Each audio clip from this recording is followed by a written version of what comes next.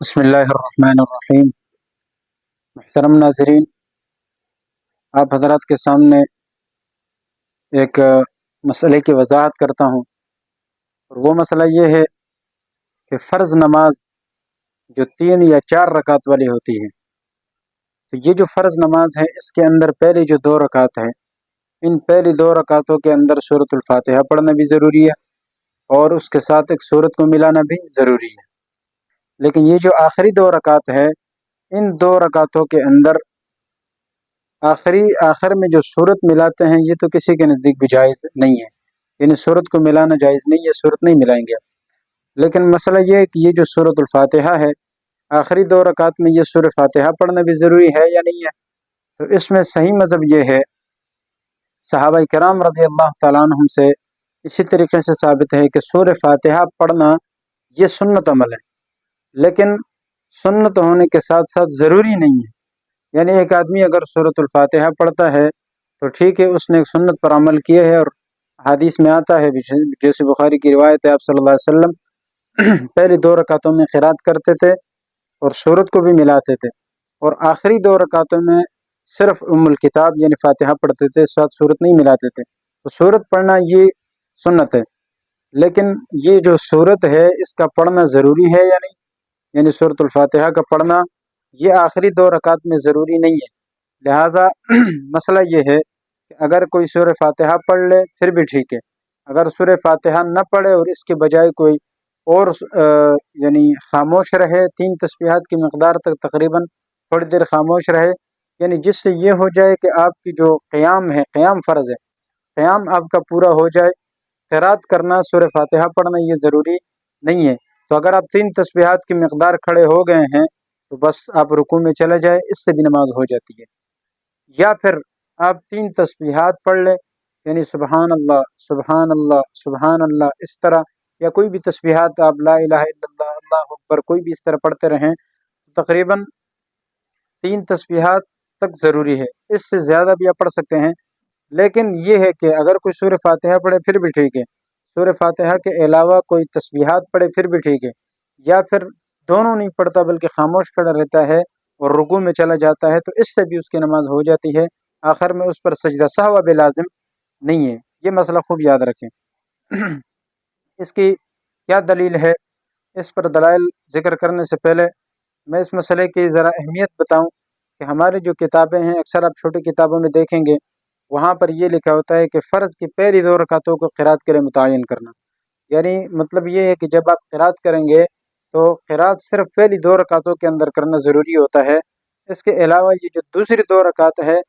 ان کو متعین کرنا ہی نہیں ہے، یعنی مطلب یہ کہ متعین نہیں ہے۔ سورہ فاتحہ آپ پڑھے تو ٹھیک ہے، لیکن نہیں پڑھے تو یہ متعین نہیں ہے اس کے لیے، یعنی اس کے اندر قرات کرنا ضروری نہیں ہے۔ یہ اکثر آپ ہر کتاب میں دیکھیں گے، چھوٹی کتابوں میں بھی آپ دیکھیں آپ کو یہ مسئلہ ملے گا، اور بڑی کتابوں میں بھی یہ مسئلہ موجود ہے۔ یہ علماء طلباء اکثر جانتے ہیں، لیکن عوام الناس کو شاید اس کا پتہ بہت کم ہو، اور اس کی دلیل بھی ہے۔ یہ ایسے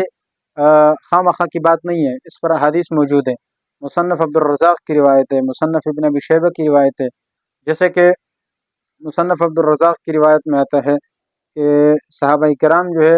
وہ پہلی 2 رکعتوں کے اندر قرات کرتے تھے اور آخری میں نہیں کرتے تھے۔ اسی طرح مصنف ابن ابی شیبہ اس میں بھی ہے کہ یعنی پہلی جو رکعت حدیث ہے مصنف عبد الرزاق کی، اس میں حضرت علی رضی اللہ تعالیٰ عنہ کا قول ذکر ہے، یعنی حضرت علی رضی اللہ تعالیٰ عنہ کا عمل یہ تھا کہ وہ پہلی 2 رکعتوں میں قرات تو کرتے تھے اور سورت بھی ساتھ ملاتے، اور آخری جو 2 رکعت ہے فرمایا کہ اس میں کچھ بھی نہیں کرتے تھے، ولا یقرأ فی الاخرین، آخری 2 رکعتوں میں کوئی قرات نہیں کرتے تھے۔ ٹھیک ہے، اچھا، یہ جو مصنف ابن ابی شیبہ کی روایت ہے اس میں صراحتاً 2 صحابہ کا ذکر ہے، حضرت علی رضی اللہ تعالیٰ عنہ اور ابن مسعود رضی اللہ تعالیٰ عنہ۔ یہ جو 2 صحابہ ہے، یہ چونکہ وہ صحابہ ہے، پہلے بھی کافی بار بتا چکا ہوں کہ تمام صحابہ کا علم اللہ تعالیٰ نے ان 2 صحابہ میں جمع کیے، اور ان 2 صحابہ کا فتویٰ کیا ہے کہ جیسے کہ ان کے بارے میں آتا ہے، یہ فرمایا کرتے تھے کہ المصلی بالخیار، جو نماز پڑھنے والا نمازی ہے اس کو اس بات کا اختیار ہے، ان شاء قرأ، اگر چاہے تو وہ قرات کر کے سورہ فاتحہ پڑھے آخری 2 رکعت میں، اور وہ ان شاء سکت، اگر چاہے تو وہ خاموشی سے کھڑا رہے، وہ ان شاء سبح، اور اگر چاہے تو وہ تسبیحات پڑھتا رہے۔ یہ تینوں اس کے لیے تینوں چیزوں کا اختیار اس کو موجود ہے، یعنی اس کو تینوں چیزوں کا اختیار ہے۔ یہ جو دو صحابہ کرام ہے خصوصاً ان سے یہ احادیث زیادہ تر مروی ہے۔ اس کے علاوہ بھی احادیث ہے، جیسے حضرت عائشہ رضی اللہ تعالیٰ عنہ سے ایک شخص نے سوال کیا کہ آخری دو رکعتوں میں قرات کا کیا حکم ہے،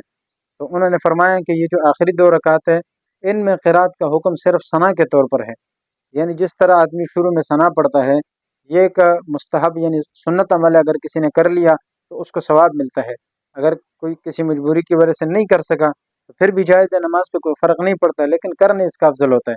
تو یہ جو قرات ہے اس کا بھی یہی حکم ہے کہ اگر کوئی کر لیتا ہے تو سنت ہے، لیکن نہیں بھی کرتا ہے تو بس بطور ثنا کے ٹھیک ہے، ضروری نہیں ہے، اس کے علاوہ بھی نماز آپ کی ہو جاتی ہے۔ اسی طرح حضرت عمر رضی اللہ تعالیٰ عنہ کے بارے میں آتا ہے کہ انہوں نے مغرب کی جو پہلی رکعت ہے یا دوسری رکعت ہے جس میں آدمی قرات جہر سے کرتا ہے، وہ ایک رکعت کے اندر جہر قرات کرنا بھول گئے، یعنی انہوں نے تقریباً بالکل قرات ہی نہیں کی، تو اس لیے پھر انہوں نے جو تیسری رکعت ہے اس تیسری رکعت کے اندر اس قرات کا اعادہ کیا اور جہر سے انہوں نے قرات کی۔ یہ بھی اس بات کی دلیل ہے کہ اگر آپ سے پہلی رکعت یعنی یہ جو مسئلہ ہے کہ اگر پہلی رکعتوں کے اندر جس میں قرات ضروری ہے اور آپ سے دونوں میں قرات رہ جائے یا ایک میں قرات رہ جائے تو پھر دوسرے دو رکعتوں میں آپ اس کا اعادہ کر سکتے ہیں۔ یہ اعادہ کرنا اس بات کی دلیل ہے کہ اگلے رکعتوں کے اندر خود اپنی کوئی قرات نہیں ہے، لہٰذا یہ جو پہلے والے کے اندر ضروری ہے اگر اس میں آپ سے رہ جائے تو اس کا ازالہ آپ اگلے دو کے اندر کر سکتے ہیں۔ یہ بھی اس بات کی دلیل ہے جو صحابہ نے کیا ہے کہ اس بات کی دلیل ہے کہ اگلے دو کے اندر قرات متعین نہیں ہے، اگر آپ نہ کرنا بھی چاہے تو یہ بھی جائز ہے۔ اسی طرح حضرت عثمان غنی رضی اللہ تعالیٰ عنہ کے بارے میں بھی آتا ہے کہ عشاء کی جو پہلی دو رکعت ہے دونوں میں ان سے قرات رہ گئی، اور پھر انہوں نے اگلی جو دو رکعت ہے جو بالکل خالی ہوتی ہے جس کو ہم خالی کہتے ہیں، تو ان دو رکعتوں میں انہوں نے قرات کی اور جہر سے کی۔ یہ اس بات کی دلیل ہے واضح طور پر کہ آخری دو میں قرات ذاتی طور پر نہیں ہے، اگر کسی نے پہلی دو جو رکعتوں کی قرات رہ گئی ہے اگر وہ آخری دو میں کر لیا اس سے بھی اس کی قرات اور نماز صحیح ہو جائے گی، یعنی یہ نہیں کہیں گے کہ اس نے بالکل قرات کی ہی نہیں ہے، حالانکہ قرات تو فرض ہے، تو چونکہ پہلے دو میں فرض ہے اور اس لیے اس میں رہ گئی اور تو آخری دو میں اس نے کر لیا تو اس کے اندر یہ حکم ہے کہ اس کا ازالہ کم از کم آخری دو میں ہو جاتا ہے۔ اچھا، یہ تو فرائض کی بات ہے۔ اس کے علاوہ جو وطر نماز ہے، نفل نماز ہے، سنتیں ہیں، ان میں یہ حکم نہیں ہے، یہ صرف فرائض کے ساتھ متعلق ہے۔ ان میں حکم کیا ہے کہ اگر پہلی رکعت ہے، دوسری رکعت ہے یا تیسری چوتھی رکعت ہے تو جتنے بھی رکعت آپ پڑھے سب کے اندر قرات کرنا ضروری ہے اور سورت بھی ساتھ ملانا کیا ہے ضروری ہے، اور اس کی بھی وجہ ہے وہ بھی میں آپ کے سامنے ذکر کرتا ہوں، لیکن اس سے پہلے والے کی ایک اور دلیل میں آپ کے سامنے ذکر کرتا ہوں جس سے آپ کو یہ انشاءاللہ یہ بھی سمجھ میں آ جائے گا۔ پہلے والے کی ایک دلیل تو میں نے حدیث سے آپ کے سامنے ذکر کر دی۔ اچھا، ایک اور علمی دلیل وہ یہ بھی ہے کہ جو پہلی رکعت ہے اصل میں حضرت عائشہ رضی اللہ تعالیٰ عنہ کی ایک روایت کے مطابق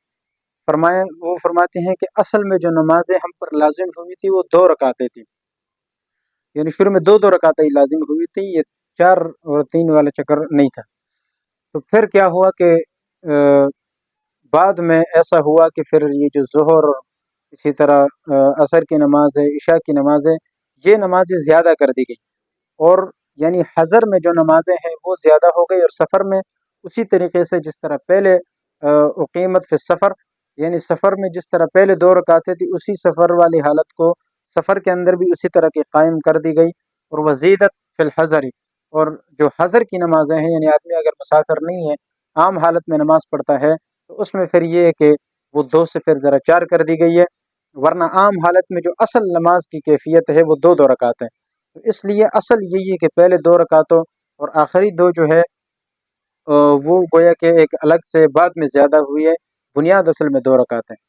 تو اس لیے 2 رکعتوں کی یہ جو پہلے اصل ہے اور دوسرا اس کے ساتھ گویا کہ تابع ہے اور فرع ہے، تو اگر پہلے 2 رکعتوں میں قرات ہے تو اس سے یہ لازمی نہیں ہے کہ دوسرے کے اندر بھی ضروری ہو، یہ فرائض کی بات ہے۔ اچھا، اس کی جو دلیل ہے میں آپ کو دینا چاہتا تھا وہ یہ ہے کہ اللہ رب العزت نے قرآن کریم میں قرات کا جو حکم دیا ہے، فقرؤوا ما تیسر من القرآن، سورہ مزمل کی آیت ہے، اللہ رب العزت فرماتے ہیں کہ تم قرات کرو جہاں سے تمہیں آسان لگے، یعنی قرآن کی کہیں جگہ سے کسی بھی جگہ سے جو تمہیں آسان لگے وہاں سے تم قرات کرو۔ اب فقرؤوا یہ امر کا صیغہ ہے، یعنی امر کا یہ حکم ہے کہ بھئی تم قرات کرو، اور یہ علم فقہ اصول فقہ کا یہ قاعدہ ہے کہ جب بھی امر آتا ہے تو امر تکرار کا تقاضا نہیں کرتا، نہ تکرار کا تقاضا کرتا ہے اور نہ احتمال رکھتا ہے۔ یعنی مطلب یہ ہے کہ جب بھی ایک حکم آتا ہے تو وہ حکم صرف ایک مرتبہ کے لیے ہوتا ہے، اور وہ حکم صرف اس لیے ہوتا ہے کہ ابھی فی الحال ایک مرتبہ آپ اس حکم کو پورا کرو۔ تو ایک حکم ہو اور اس حکم کو پورا کرنے کا، یعنی حکم کو پورا کرنا یہ 2-3 مرتبہ ہو، 4 مرتبہ ہو، یہ تکرار نہیں ہے۔ یعنی اصل قاعدہ یہ ہے کہ امر جب بھی آتا ہے حکم، تو اس کے بعد پھر وہ حکم تکرار کا تقاضا بھی نہیں کرتا، احتمال بھی نہیں رکھتا، بار بار وہ کرنا نہیں پڑتا، بلکہ اس حکم کا جو تقاضا ہے وہ ایک ہی مرتبہ سے پورا ہو جاتا ہے۔ تو یہ جو قرآن میں اللہ نے فرمایا کہ فقرؤ، تم قرات کرو، تو اس قرات کا بھی تقاضا یہی ہے کہ پوری نماز میں ایک رکعت کے اندر صرف قرات ہو، اور وہ قرات اگر آپ ایک رکعت کے اندر بھی کریں گے تو اس حکم پر عمل ہو جائے گا۔ جب اس حکم پر عمل ہو گیا تو قرآن کی اس آیت پر بھی عمل ہو گیا۔ تو جب یہ آیت پر عمل ہو گیا تو اس کا مطلب کیا ہوا کہ آپ نے قرات پر عمل کر لیا، اب دوسری رکعت میں بھی آپ کے لیے قرات کی ضرورت نہیں ہے، تیسری اور چوتھی تو بعد کی بات ہے۔ لیکن سوال یہ ہے کہ دوسرے میں بھی تو ضروری ہوتا ہے۔ ہاں، دوسرے میں اس لیے ضروری ہوتا ہے کہ پہلی رکعت کے اندر چونکہ قرآن کا حکم ہے، اور دوسری رکعت میں قرات کرنا یہ احادیث سے اور خصوصاً صحابہ کرام کے اجماع سے ثابت ہے۔ یعنی ہمیشہ صحابہ کرام، تمام صحابہ کا اس پر اجماع رہا ہے کہ دوسری رکعت کے اندر بھی قرات کرنی ہے اور ساتھ ساتھ سورت بھی ملانا ہے۔ تو گویا کہ اصل امر جو حکم ہے قرآن کی وجہ سے وہ صرف پہلی رکعت میں، اور دوسری میں صحابہ کرام کے اجماع کی وجہ سے اور ان کی اتباع کی وجہ سے دوسرے میں یہ قرات لازم ہوا ہے۔ تو جب پہلے دو کے اندر یہ حکم ہے تو اگلی دو کے اندر پھر یہ حکم نہیں چلتا، اس لیے کہ سیدہ عائشہ رضی اللہ تعالیٰ عنہ کی حدیث کے مطابق اصل جو رکعتیں ہیں وہ پہلی دو ہے، آخری دو والی اس میں شامل نہیں ہے، یعنی وہ اس کے تابع تو ہیں، لیکن جو حکم پہلے والے کا ہے وہ ظاہر ہے دوسرے والے کا نہیں ہے۔ میں اس کی 1-2 مثالیں آپ کو اور وضاحت کے لیے ذکر کرتا ہوں۔ پہلی اور دو میں فرق دیکھیں کہ اگر پہلی جو رکعت ہے اس میں جو کام آپ کرتے ہیں، مثال شروع میں آپ وہ پڑھتے ہیں، کیا کہتے ہیں، ثنا پڑھتے ہیں، آخری دو میں سے کیا پہلی رکعت میں آپ ثنا پڑھتے ہیں؟ نہیں پڑھتے ہیں۔ اسی طریقے سے آپ اعوذ باللہ بسم اللہ پڑھتے ہیں شروع میں، تو یہ دونوں آپ وہاں نہیں پڑھتے ہیں، اعوذ باللہ نہیں پڑھتے، صرف بسم اللہ پڑھتے ہیں۔ تو اسی طریقے سے جو قرات آدمی کرتا ہے، یعنی مثال کے طور پر اگر امام ہے وہ اگر جہر سے قرات کر رہے تو وہ پہلی دو کے اندر تو جہر قرات کرے گا، یعنی قرات اونچی آواز سے کرے گا، مثال عشاء کی نماز ہے، اور آپ دیکھیں دوسری جو 2 رکعت ہے اس میں وہ جہر سے قرات نہیں کرتا ہے، خاموشی سے کرتا ہے، تو یہ بھی فرق ہے۔ اسی طرح یہ بھی فرق ہے کہ پہلی 2 رکعت کے اندر جو امام ہوتا ہے یا کوئی بھی بندہ ہوتا ہے وہ سورہ فاتحہ کے ساتھ سورت کو بھی ملاتا ہے، لیکن جو آخری رکعت ہے 2 اس کے اندر سورہ فاتحہ پڑھتے ہیں لیکن ساتھ کوئی سورت نہیں ملاتا۔ اس سے پتہ چلا کہ پہلی اور 2 رکعتوں میں اور جو آخری جو 2 رکعت ہے ان کے اندر لازمی طور پر فرق موجود ہے۔ تو جب ان ساری چیزوں میں فرق موجود ہے تو لازمی طور پر سورہ فاتحہ کے پڑھنے اور نہ پڑھنے میں بھی دونوں کے اندر فرق لازمی طور پر موجود ہے۔ یہ فرائض کا مسئلہ ہے۔ اس کے علاوہ جو سنن اور واجبات ہے، یا یہ کہو کہ نوافل ہے، اگر وہ کوئی آدمی 3 یا 4 رکعت پڑھتا ہے اس میں پھر یہ کیوں ضروری ہوتا ہے؟ تو اس میں بھی یاد رکھیں کہ اصل میں ان کے اندر بھی حکم یہ ہوتا ہے کہ جو پہلی 2 رکعت ہے وہ 2 رکعتیں اصل ہوتی ہیں، اور ساتھ میں جو 2 رکعت بعد میں آپ ملاتے ہیں وہ 2 رکعتیں وہ بھی گویا کہ الگ سے مستقل طور پر ایک 2 رکعتیں، ٹھیک ہے نا؟ یعنی پہلی 2 رکعت اصل، اور ساتھ جو 2 آپ اور ملاتے ہیں وہ بھی یہ نہیں ہے کہ گویا کہ وہ بھی مستقل ہی ایک 2 رکعت ہیں۔ تو لیکن فرق یہ ہے کہ صرف ان 2 کا جو سہارا ہوتا ہے وہ پہلے 2 ہوتے ہیں، بعد والے 2 کا سہارا یہ پہلے 2 ہوتے ہیں، یعنی ان کی بنیاد پہلی 2 والے جو 2 رکعتیں ہیں ان کی تحریمہ جو ہے، یعنی اللہ اکبر جب آدمی کرتا ہے اس تحریمہ پر اس کی بنیاد ہے۔ اگر وہ ٹھیک ہے تو اس کا مطلب آپ کی پہلی 2 رکعتیں ٹھیک ہے، اور پہلی 2 رکعتیں ٹھیک ہے تو آپ کی اگلی 2 رکعتیں بھی ٹھیک ہوں گی۔ صرف اتنا اس کے ساتھ اس کا جوڑ ہے، باقی تقریباً آپ دیکھیں تو پہلی رکعتیں مستقل 2 ہے اور اگلی مستقل 2 ہے۔ اس لیے جو حکم پہلے 2 کے اندر ہے، میں نے بتایا کہ قرآن کی آیت کی وجہ سے پہلے کے اندر بھی قرات لازم ہے اور دوسرے کے اندر اجماع صحابہ کی وجہ سے لازم ہے، لیکن جو تیسری اور چوتھی رکعت ہے اس کو اب تیسری اور چوتھی نہ کہیں، گویا کہ آپ اس کو پہلی اور دوسری کہیں۔ جب پہلی اور دوسری کہیں گے تو گویا کہ جو حکم پہلے 2 کا ہے وہی حکم دوسرے 2 کا ہے۔ تو نوافل اور اسی طرح سنن اور یہ جو واجب ہے اس کے اندر یہ احکام تقریباً یہ 2 الگ الگ مستقل طور پر 2 رکعتیں شمار ہوتی ہیں، اس لیے علم میں ذرا مسئلہ مختلف ہوتا ہے۔ ہاں، جو فرائض کا معاملہ ہے یہ ذرا اور قسم کا ہے، اس لیے ان بارے میں صحابہ کرام کی روایات بھی موجود ہے. یہ قرآن سے میں نے آپ کے سامنے اصول فقہ سے استدلال کیا، یہ بھی احادیث موجود ہے. تو اس لیے اس مسئلے کو سمجھنے کی ضرورت ہے. بعض لوگوں سے ہم نے سنا ہے کہ یہ کیا مسئلہ ہے کہ حدیث میں تو آتا ہے کہ فاتحہ کے بغیر نماز نہیں ہوتی ہے. فاتحہ کے بغیر نماز نہیں ہوتی ہے، اس مسئلے میں اور بہت سارا اختلاف ہے کہ یہ ہوتی ہے نہیں ہوتی ہے. میں اس اختلاف کی طرف تو نہیں جاتا. جو احادیث ہے وہ میں نے آپ کے سامنے ذکر کر دی ہے، مصنف عبدالرزاق کی اور مصنف ابن ابی شیبہ کی اکثر روایات ہے. ان احادیث کو دیکھے یہی حکم نکلتا ہے، اور میں نے عقلی دلائل بھی آپ کے سامنے رکھ دی ہے. دعا ہے کہ اللہ تعالی ہمیں اس مسئلے کو صحیح طور پر سمجھنے کی اور اس پر عمل کرنے کی توفیق عطا فرمائے. وآخر دعوانا الحمدللہ رب العالمین. يرفع الله الذين آمنوا منكم والذين أوتوا العلم درجات والله بما تعملون خبير.